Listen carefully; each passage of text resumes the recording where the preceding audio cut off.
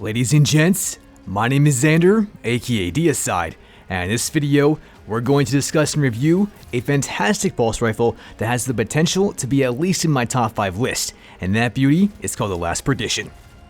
Now I'm not going to lie, at first I thought that this thing was just mediocre at the very best, and that's because I really didn't have a very good roll on it. But then when I went over to Lord Shaxx, I saw that that last Perdition that he was selling for this season happens to have the curated roll, which is excellent, and all we had to simply do to obtain it is reset our Valor once.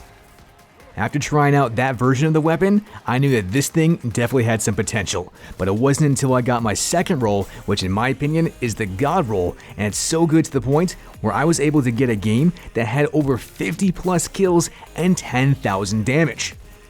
The game footage that you guys are seeing this very second is the definition of annihilation, eradication, and decimation in every way, shape, and form that you guys can possibly imagine. And so to find out as to exactly what that role is, and to discuss the curated role as well, that's what this video is going to entail. The only thing left to do is to eviscerate that notification button, and let's jump right into the video. It's at this point in time that I normally like to look over the weapon's lethality, but in this case, we're going to go over two versions, and the first one that we're going to analyze is the weapon that I happen to have, which in my opinion is once again a God roll, and so as you guys can see from right there, it's got killclip, under pressure, drop mag, and the SPO26 front sight. So let me just go ahead and explain as to why I like this roll so much, and that's because not only does it have some great perk synergy between killclip and drop mag, but it's also got some great stability factors that also come into play with under pressure. As many of you already know, killclip is always going to give you that extra damage output on the second kill, but in order for you to actually proc the perk, you have to reload. And so that's why drop mag is really going to come into play, because that's almost going to give you an instantaneous reload speed, and thus you're going to be able to proc killclip much faster. Now when you incorporate under pressure into this mix, then we have a very good stable weapon that's going to allow us to happen to hit a lot of critical headshots, and that's then in turn going to increase the weapon's overall lethality significantly. But the other thing that I want to mention here is that the SPO26 front sight is a phenomenal sight, and that's actually the one that I prefer the most out of all the Sterling sights, and it's due to the sole fact that I find it to be the most consistent, while at the exact same time, it's always going to increase the weapon's range, handling, and zoom factors, which we're all going to get into in just a couple of minutes. Understanding this, I then want to go into the weapon's overall base TTK factors. And so by now, you probably already noticed that this thing is doing around 31 points of damage in the head and 20 points of damage in the body. Taking this into account, we can then actually calculate the weapon's optimal time to kill, which is going to be precisely at 0.93 seconds, and it's going to take 6 critical headshots and 1 body shot to achieve this. Analyzing body shots and body shots alone, the weapon's body shot time to kill is then going to take 1.47 seconds, and that's then going to associate to 11 body shots. Averaging these two values together of 0.93 and 1.47 and dividing by 2, the weapon's average TTK is going to be at exactly 1.2 seconds. But the main thing that I really want you guys to pay attention to here, from all this phenomenal information right there on screen, is that the weapon's rate of fire is actually at 385.71 rounds per minute. Now many of you are probably asking yourselves, Xander, what the heck are you doing and how the heck did you get that computation to be at exactly that when the in-game value states that the weapon's rate of fire is at 390 rounds per minute? Well my friends, for all of you that don't know, I do all my computations in a frame rate manner. And so what I actually do is I go into the game and I look as to how often that bullet is being fired and the frame analysis within the game itself. And so by doing this, not only am I actually able to calculate a weapon's optimal and body shot TTK values, but I also do this with the weapon's rate of fire. And so in reality, the game doesn't have a rate of fire at 390 rounds per minute, but more specifically 385.71 rounds per minute. With all this knowledge and doing these computations, I then found out that the weapon had an optimal TTK at 0.93 seconds. And to all you Deislayers out there, I just want you to know that this is not very competitive. But there is a huge upside to this weapon, and that is that when you happen to have killclip, as this particular one does, the weapon's damage output goes up drastically all the way up to 41 points of damage in the head and 26 points of damage in the body. Now if we were to associate each one of these two things to an optimal headshot and body shot TTK, the weapon's optimal time to kill is then at 0.53 seconds, which is the exact same thing as a last word and is even faster than that of a Luna's Howl or a Not Forgotten. Best of all we simply need is 5 critical headshots to achieve that. And the beauty about this is that we can do that in 2 bursts. And so the last Perdition can clearly 2 burst you whenever you happen to have killclip active. Now if we were looking at solely body shots and body shots alone, the weapon's body shot time to kill is then going to be at 1 second on the dot, and it's going to correspond to 8 body shots in total. Averaging these 2 values together as 0.53 and 1.0 and divided by 2, the weapon's average time to kill is then going to be at 0.77 seconds, and that is very, very fast, and it's easily going to be able to compete regardless of whether or not you're going to be hitting those critical headshots or body shots.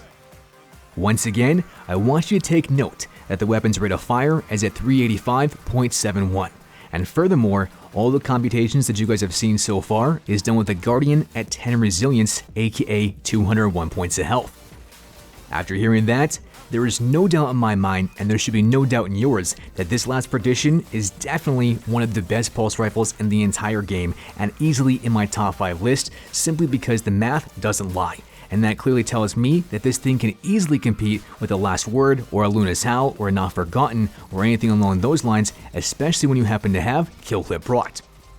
Let's put it this way. With so many Luna's Howls and Not Forgottens and Last Words in the Crucible, I can definitely say that this last Perdition is certainly going to make enemy Guardians a little bit salty.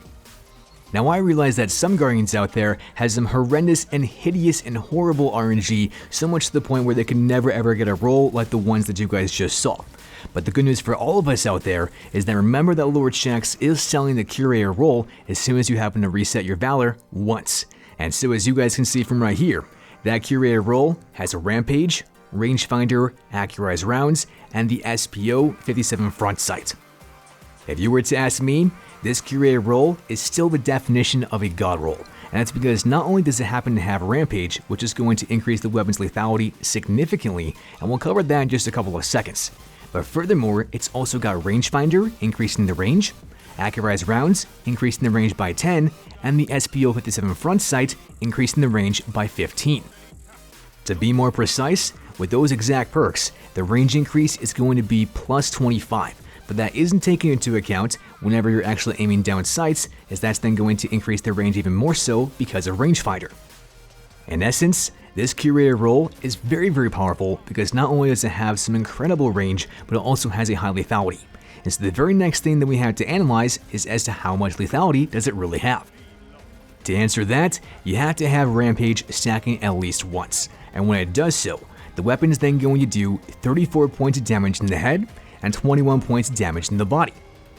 Now if we were to look at solely critical headshots and critical headshots alone, the weapon's optimal time to kill is then going to be at 0.6 seconds and is going to only require 6 critical headshots to achieve that. Looking at solely body shots and nothing but body shots, the weapon's body shot TTK is going to be at 1.4 seconds, and that's then going to associate to 10 body shots. Averaging these 2 values together as 0.6 and 1.4 and divided by 2, the weapon's average time to kill is going to once again be at exactly 1 second on the dot. Now the next question that you might be asking yourselves is, alright Xander, well how exactly is this going to stack up between the weapon's base time to kill and killclip and having Rampage stacking once?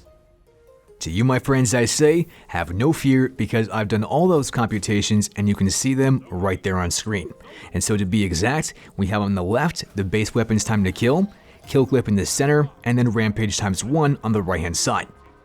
When I first looked at this, there was 2 differences that really stood out. One was slight and one was colossal. And so the first slight one is that when you look at the weapon's optimal time to kill for both killclip and Rampage times 1, you're going to notice that there's only a 0.07 second margin of difference between the 2 optimal TTKs. However, the enormous difference comes in the weapon's body shot time to kills for both killclip and Rampage. And so with killclip, that's at 1 second, whereas with Rampage times 1, that's at 1.4 seconds. Knowing that, we then get to lead up into my next point, and that is that with killclip, the weapon is much easier to use and has a much greater margin of error, as you can still hit critical headshots and body shots and still get a very fast lethality factor at 0.77 seconds, but the same thing cannot be said with Rampage times 1, because if you happen to land body shots, then Rampage times 1 is going to punish you severely. Despite these two perks being phenomenal on the weapon, you still actually have the chance of getting other perks in this exact same column, as well as the other columns, and we're going to see that right there on screen. In the fourth column, we see that this thing has Rampage, Killclip, Full Auto, Snapshot, Head Seeker, and Zone Moment, which are all phenomenal perks. But on top of this, we have that third column, and this column of perks can have some excellent synergy with the fourth, as it's got Outlaw, Rangefinder, Under Pressure, and Moving Target. Not just this, but the second column of perks is going to be just as good, as it happens to have Accurized Rounds, Drop Mag, Tactical Mag, and Flared Magwell. Finally, encompassing all those perks is the weapon sights, and the ones that I would recommend are those bottom four, which happen to be the STLO-10 post sight, SPO-56, SPO-57, and SPO-58 front sights. Let me just take one step back and analyze all these perks and why I like them to have some great synergy. And the first one I actually want to analyze is that first column of perks, which happens to be the sights. And those sights I like the best because almost every single one of them is always going to give you an increase in the weapon's range, zoom factor, and handling speeds. Those stats that I just mentioned are all going to make the weapon feel either 1, snappier, or 2, have more aim assist / more bullet magnetism. And that's exactly what this thing needs to have, because you have to land those critical headshots in order to land the weapon's optimal TTK more frequently. As far as the weapon's other perks go, I'm not gonna lie, you really can't go wrong. But if you really want to have the high lethality build, then the perks that you absolutely have to have is either Rampage or a Killclip, and following this is other perks to increase the weapon's reload speed, most likely either Drop Mag or Outlaw. When this is the case, you still are looking for other perks that are going to increase the weapon's overall effectiveness, and this can be anything from say Under Pressure or Moving Target or Rangefinder, or maybe something else to actually increase the weapon's range, like say Accurized Rounds, or even more reload speed like Flared Magwell. After hearing that, I want you all to know that there are a wide variety of god rolls out there that can do number 1, give a little bit of the ramming, number 2, give it a little bit of the rotting, and that's going to equate to something that I like to call ramrot. The only other thing that you guys should be aware of is the weapon's base stats, and so as you guys can tell from right there, I've actually given you the curated roll that you can pick up from Shaxx on the left, and the one that I happen to be rolled with on the right. No matter how that you look at this weapon's base range factor is exceptional, and in most cases, it's most likely going to be above 50, just the same way that it is for both of these two last Perditions. Not just this, but the weapon's stability, aim assistance, and recoil direction are all above 60, and 2 of them are at 63. This is very good for all of us, because that's going to entail that the weapon has a very good shot rhythm, and as you all know, I'm a huge fanatic on shot rhythm, and I am a firm believer that if you happen to listen and feel the way that the weapon's firing, you're then going to land more critical headshots, and thus once again, get that very fast TTK with Killclip or Rampage proc.